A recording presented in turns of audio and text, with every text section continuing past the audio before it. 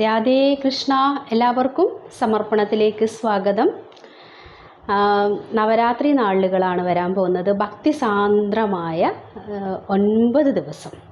ശരിക്കും നമുക്ക് ഇന്ത്യ ഒട്ടാകെ, ഭാരതം ഒന്നാകെ അത്രയും ഭക്തിയിലാറാടുന്ന 9 നാളുകൾ, ദേവിയുടെ നവരാത്രി നാളുകളാണ് വരാൻ പോകുന്നത്. അപ്പം നവരാത്രി വ്രതം എങ്ങനെയാണ് എടുക്കുക, നവരാത്രി ദിവസത്തിൻ്റെ പ്രത്യേകത ഇതൊക്കെയാണ് പറയാൻ പോകുന്നത്. ആദ്യം ഇന്നത്തെ ദിവസം, 1-ാം ദിവസത്തെ പറ്റിയാണ് പറയുന്നത്. നാളെ ആചരിക്കേണ്ട, നാളെയാണ് ഒക്ടോബർ 3-ാം തീയതിയാണ് നവരാത്രി വ്രതം തുടങ്ങുന്നത്. കേരളത്തിൽ ഒക്ടോബർ 13 വരെയുണ്ട്.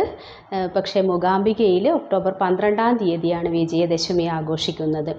അപ്പം ആദ്യത്തെ 3 ദിവസം നമ്മൾ ദുർഗാദേവിയായും, പിന്നീടുള്ള 3 ദിവസം മഹാലക്ഷ്മിയായും, അതിനുശേഷമുള്ള 3 ദിവസം മഹാസരസ്വതിയായിട്ടാണ് കൊണ്ടാടുന്നത്. പിന്നെയുള്ള അവസാനത്തെ 3 ദിവസങ്ങളിൽ ദുർഗാദേവിയും, പിന്നീട് മഹാലക്ഷ്മി നവമി പൂജയ്ക്ക് മഹാലക്ഷ്മിയായും, വിജയദശമിക്ക് സരസ്വതിയായിട്ടാണ് നമ്മൾ ആഘോഷിക്കുന്നത്. അങ്ങനെ 10 ദിവസങ്ങൾ. അപ്പോൾ ആദ്യം തന്നെ ഉണ്ടാവുന്ന ആ ദുർഗാദേവി മഹാകാളിയാവുന്ന ആ ഒരു ദിവസം എന്ന് പറഞ്ഞാൽ നമുക്ക് നമ്മുടെ ശരിക്കും ഇത്ര കാലവും നമ്മുടെ ഉള്ളിലുണ്ടായിരുന്ന കാമക്രോധങ്ങളൊക്കെ തെരിച്ച് കളയുന്ന ആദ്യത്തെ 3 ദിവസങ്ങൾ. പിന്നെ വരുന്നത് നമ്മളൊന്ന് മഹാലക്ഷ്മിയായി ഐശ്വര്യത്തെ വരവേൽക്കുന്ന ഒരു 3 ദിവസങ്ങൾ. അതും കഴിഞ്ഞ് വരുന്ന 3 ദിവസം എന്ന് പറയുന്നത് സരസ്വതി. നമുക്ക് എല്ലാം ഉണ്ടായാലും ആ സരസ്വതി കടാക്ഷം കൂടിയാൽ മാത്രമേ നമുക്ക് എല്ലാം പൂർണ്ണതയിലെത്താൻ പറ്റൂ. ആ പരബ്രഹ്മത്തെ തേടാൻ നമുക്ക് സരസ്വതി കടാക്ഷം കൂടിയേ തീരും.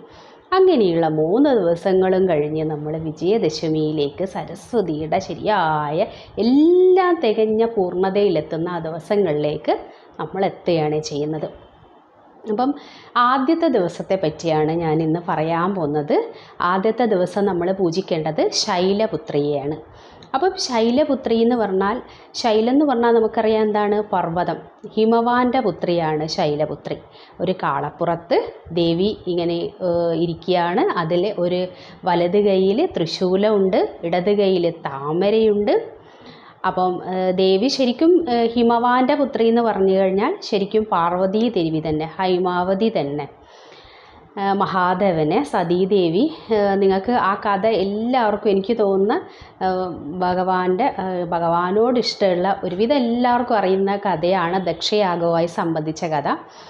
സതീദേവി മഹാദേവനെ കല്യാണം കഴിക്കുന്നത് ദക്ഷന് തീരെ ഇഷ്ടമുണ്ടായിരുന്നില്ല. അങ്ങനെ മനസ്സോടെ മഹാദേവന്, ശിവന് വിവാഹം കഴിച്ചു കൊടുക്കുകയാണ് ചെയ്യുന്നത്. കാരണം ചുടല ഭസ്മമൊക്കെ പൂശി നഖങ്ങളെയൊക്കെ കഴുത്തിലിട്ട് ഗൃഹമൊന്നുമില്ലാത്ത ഒരാൾക്ക് സ്വന്തം മകളെ വിവാഹം കഴിച്ചു കൊടുക്കാൻ കുബേരന് തുല്യമായിട്ടുള്ള ആ ദക്ഷന് സാധിച്ചിരുന്നില്ല. അവസാനം മോളുടെ നിർബന്ധപ്രകാരം മഹാദേവന് വിവാഹം കഴിച്ചു കൊടുത്തു.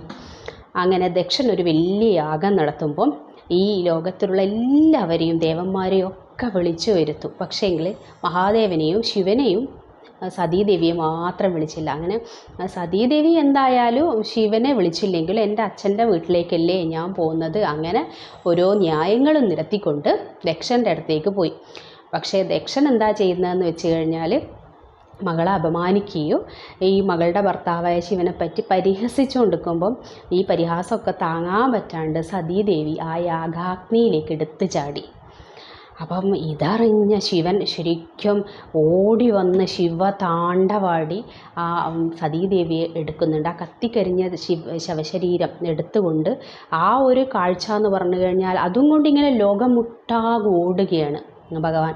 അപ്പം അങ്ങനെ ഭഗവാൻ ആയിക്കഴിഞ്ഞാലുള്ള അവസ്ഥ ഈ ലോകത്തിനേ നിലനിൽപ്പേ ഉണ്ടാവില്ല എന്ന് മനസ്സിലാക്കിയ നാരായണൻ ആ സതീദേവിയുടെ ശരീരത്തെ 51 കഷ്ണങ്ങളാക്കി എറിഞ്ഞു. അങ്ങനെ 51 ശക്തിപീഠങ്ങൾ ഉണ്ടായി. അപ്പം ഇത് മാത്രമല്ല, ഭഗവാന്റെ താണ്ഡവം അങ്ങനെ നിർത്താൻ പറ്റുന്നില്ല. പക്ഷേ ഈ യാഗം പൂർത്തിയാക്കുകയും ചെയ്യണം. യാഗം തുടങ്ങിപ്പോയതാണ്. പക്ഷേ യാഗത്തിൻ്റെ രക്ഷാധികാരിയാണെങ്കിൽ ശിവഭഗവാൻ ആദ്യം തന്നെ തലയങ്ങ് അറുത്ത് ആ ഹോമകുണ്ഡത്തിലേക്ക് അങ്ങ് ചാടുകയും ചെയ്തു. അപ്പം നാരായണൻ പറഞ്ഞു, ഈ തെക്കോട്ട് പോകുമ്പോൾ തലവെച്ച് കിടക്കുന്ന എന്തിൻ്റെയാണോ ശിരസ് അത് കൊത്തിക്കൊണ്ട് വരിക, എന്നിട്ട് ദക്ഷന് നമുക്ക് ജീവൻ നൽകാം. അങ്ങനെ ഒരു ആടിൻ്റെ തല ദക്ഷന് തലയും വെച്ച് കൊടുത്ത് ആ യാഗം പൂർത്തിയാക്കിയാണ് ചെയ്തത്. അങ്ങനെ ഈ സതീദേവിയാണ് അടുത്ത ജന്മം ഹിമവാന്റെ പുത്രിയായ ശൈലപുത്രിയായ ഹൈമാവതിയായിട്ട് മാറുന്നത്. അപ്പം നമ്മൾ നവരാത്രി 1-ാം ദിവസം ഹൈമാവതിയാണ് പൂജിക്കേണ്ടത്, അതായത് ശൈലപുത്രിയാണ് പൂജിക്കേണ്ടത്. എങ്ങനെയാണെന്ന് വെച്ച് കഴിഞ്ഞാൽ നന്നായി നെയ്യ് നിവേദിക്കുക, നെയ്യ് വിളക്ക് വെച്ച് പ്രാർത്ഥിക്കുക. നെയ്യ് സമർപ്പിക്കുന്നത് ദേവിക്ക് വലിയ ഇഷ്ടമാണെന്നാണ് പറയുന്നത്. അതേപോലെ മഞ്ഞ വസ്ത്രം നമ്മൾ അണിയുന്നത് ഒക്കെ ദേവിക്ക് വലിയ ഇഷ്ടമാണ്, സന്തോഷമാണ് എന്നാണ് പറയുന്നത്.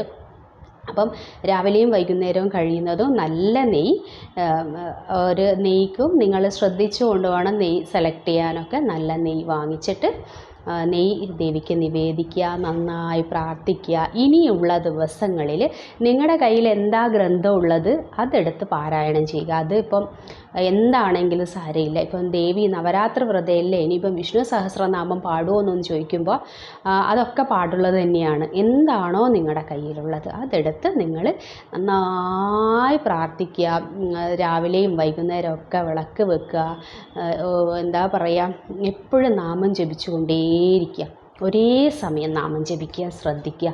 അതേപോലെ തന്നെ 108 തവണയായിട്ട് നിങ്ങൾക്ക് ഇഷ്ടമുള്ള എന്ത് മന്ത്രമാണോ നിങ്ങൾക്കറിയുന്നത് ആ മന്ത്രം നിങ്ങൾ 108 ഉരുവെങ്കിലും ജപിക്കാൻ വേണ്ടി ശ്രമിക്കുക.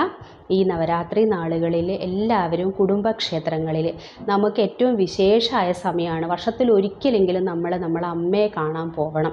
അത് നിർബന്ധമായ കാര്യമാണ്. അതുകൊണ്ട് എല്ലാവരും നിങ്ങൾക്ക് ആരൂഢത്തിൽ നമ്മൾ ഈ ജനിച്ചിട്ടുണ്ടെങ്കിൽ, ഈ ഭൂമിയിൽ ജനിച്ചിട്ടുണ്ടെങ്കിൽ നമുക്ക് ഒരച്ഛനും അമ്മയും ഉണ്ടാവും. വെറുതെ നമ്മൾ ജനിക്കില്ലല്ലോ, അതുപോലെ നമുക്കൊരാരൂഢ സ്ഥാനം ഉണ്ടാവും. അഥവാ നിങ്ങൾക്ക് അറിയില്ലെങ്കിൽ ദിവസവും ജപിക്കുമ്പം പറയുക, എനിക്ക് അറിഞ്ഞോ അറിയാത്തതോ ആയ എൻ്റെ കുടുംബദേവതയെ ഞാൻ മനസ്സിൽ നമിക്കുന്നു എന്ന് പറയുക. അപ്പം കാലക്രമേണ നിങ്ങളെയും തേടി അമ്മ വരും. ഞാൻ ഇവിടെയാണുള്ളത് എന്ന് പറഞ്ഞ് നിങ്ങളുടെ അമ്മ നിങ്ങളുടെ മുന്നിലേക്ക് എത്തിച്ചേരും. അത് തീർച്ചയായും വരിക. നിങ്ങൾ വിളിച്ചുകൊണ്ടിരുന്നു, ആ വിളി കേൾക്കാണ്ടിരിക്കാൻ അമ്മക്ക് പറ്റില്ല. അമ്മ ഓടി വരും. കാരണം അത് അമ്മയാണ്, ആ പരാശക്തിയാണ്. മക്കളെ നമ്മളെങ്ങനെയാണ്, ഒരു പെറ്റമ്മ എങ്ങനെയാണ് മക്കളെ, ഒരമ്മയുടെ വാത്സല്യം എങ്ങനെയായിരിക്കും, അപ്പോൾ 10 അമ്മയുടെ വാത്സല്യം എത്രത്തോളം അധികമായിരിക്കും. അത് തന്നെയാണ് ആ പരാശക്തിയുടെ വാത്സല്യം.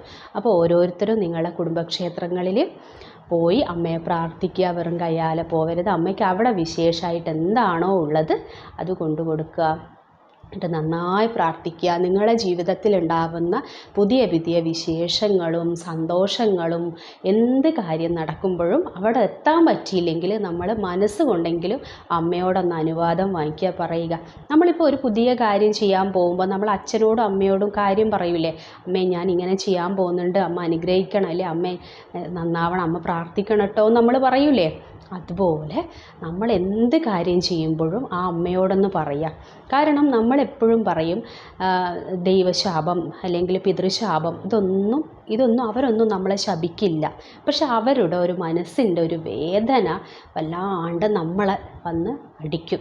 അത് എന്താ പറയുക, അവരൊന്നും തന്നെ ഒരു ഗുണ്ടാപ്പണിയൊന്നും ചെയ്യുന്ന ആൾക്കാരല്ല ഈ ദൈവങ്ങളൊന്നും തന്നെ. ദൈവശാപം എന്നൊന്നും പറയുന്നത് അതൊന്നും ദൈവശാപമൊന്നുമല്ല, അത് അവരുടെ ഒരു മനസ്സിൻ്റെ ഒരു വേദനയാണ്. അത് നമുക്കാണെങ്കിലും നമ്മളോട് ആരെങ്കിലും ഒരാൾക്കാരെന്തെങ്കിലും മോശമായി പെരുമാറി നമ്മൾ ശരിക്കും അവർക്ക് അങ്ങനെ സംഭവിക്കട്ടെ എന്നൊന്നും വിചാരിച്ചിട്ടല്ല, പക്ഷെ നമുക്കൊരു വേദനയുണ്ട്. എന്നാലും എന്നോടത് ചെയ്തല്ലോ എന്നുള്ളൊരു സങ്കടം നമ്മുടെ ഉള്ളിലുണ്ടാകും. ആ വേദന മതി. അപ്പം ഒരിക്കലും നമ്മൾ ആരോടും നമ്മളെ മനസ്സാ വാചാ കർമ്മണ ഒരാൾക്കും ഒരു വേദനയും ഉണ്ടാവാതിരിക്കാൻ നമ്മളെപ്പോഴും ശ്രദ്ധിക്കുക. ഇനി അഥവാ നമ്മളെ കയ്യിൽ നിന്ന് അങ്ങ് പോയി അപ്പോൾ പെട്ടെന്ന് തന്നെ ചെന്ന് മാപ്പ് പറയുക. അപ്പോൾ അതിനോളം വലിയ കാര്യമൊന്നുമില്ല. എന്നോട് പറ്റിപ്പോയി എന്ന് പറഞ്ഞാൽ അവിടെ നമ്മൾ ഈശ്വരന് തുല്യമാവുക ചെയ്യുന്നത്. അപ്പം എല്ലാവരും ഈ മഹാനവമി ദിവസം നിങ്ങളുടെ കുടുംബക്ഷേത്രത്തിൽ പോയി എന്താ ചെയ്യേണ്ടത് പ്രാർത്ഥിക്കുകയൊക്കെ ചെയ്യുക. നിങ്ങളുടെ സന്തതി പരമ്പരകൾക്കും സർവ്വ ഐശ്വര്യങ്ങൾക്കും അതിന് അത്രയും നിങ്ങൾക്ക് കാവലാളായി നമുക്ക് നമ്മുടെ പരദേവത, നമ്മുടെ കുലദേവതയെയാണ് ആദ്യം വന്ദിക്കേണ്ടതാണ്. എന്നിട്ടാണ് നമ്മുടെ ദേശദേവതയെ നമ്മുടെ ചുറ്റിലുള്ള ദേശദേവതമാരെ നമ്മൾ ആ ദിവസങ്ങളിൽ വന്ദിക്കണം. എന്നിട്ടാണ് നമ്മളെ ഇഷ്ടദേവനെയും തേടി പോകേണ്ടത്. കാരണം നമ്മളെ പെറ്റമ്മയ്ക്ക് നമ്മളൊന്നും കൊടുക്കാണ്ട് നമ്മൾ പോറ്റമ്മയ്ക്ക് എല്ലാം കൊണ്ടു കൊടുക്കുമ്പോൾ ആ പെറ്റമ്മയ്ക്ക് എത്ര വിഷമാവും. അതാണ് അവിടെ സംഭവിക്കുന്നത്. അപ്പം എല്ലാവരും നാളെ ശൈലപുത്രി നവരാത്രി 1-ാം ദിവസമാണ്. എല്ലാവരും കഴിയുന്നതും നെയ്വിളക്ക് വയ്ക്കുകയോ അല്ലെങ്കിൽ നെയ്യ് നിവേദിച്ചുകൊണ്ട് ശൈലപുത്രിയെ മനസ്സുകൊണ്ട്, ആ രൂപത്തെ മനസ്സുകൊണ്ട് ധ്യാനിച്ചുകൊണ്ട് എല്ലാവരും പ്രാർത്ഥിക്കുക. നല്ലൊരു വ്രതനാളുകൾ എല്ലാവർക്കും ആശംസിക്കുന്നു. സർവം രാധാകൃഷ്ണാർപ്പണമസ്തു. ജയ് ശ്രീ രാധേ രാധേ.